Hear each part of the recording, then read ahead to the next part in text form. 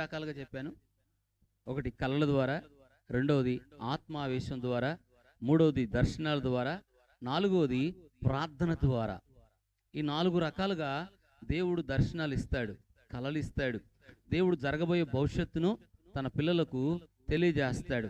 తెలియజేస్తాడా లేదా? తెలియజేస్తాడు. దేవుని యొక్క వాక్య భాగం మనకు చెప్పాను. ఎస్తేరు బిడ్డ కొరకు మనం గత వారం 2 వారాల క్రితం అమ్మాయికి బాగలేనప్పుడు దేవుడు కళలో చూపించినప్పుడు అమ్మాయి కొరకు ప్రార్థన చేశాం. సంఘంలో కూడా ప్రార్థన చేశారు. దేవుడు మంచి ఆరోగ్యం ఆ పాపకి ఇచ్చాడు. హల్లెలూయా. అంటే జరగబోయే సంగతులు దేవుడు సేవకులు కావచ్చు, అలాగే వాళ్ళ ఇంటి వారికి కావచ్చు, దేవుడు జరగబోయే సంగతులు చూపిస్తాడు. ఆ కుటుంబంలో జరగబోయే నష్టాలు కావచ్చు, కీడు కావచ్చు, అవన్నీ కూడా ప్రభు చూపిస్తాడు. ఈ సమయంలో మనం దేవుని యొక్క వాక్యంలోకి వెళ్దాం. సంఖ్యాకాండము 12వ అధ్యాయం 6వ వాక్యం మనం చూద్దాం. చూడండి, సంఖ్యాకాండము 12వ అధ్యాయం 6వ వాక్యం.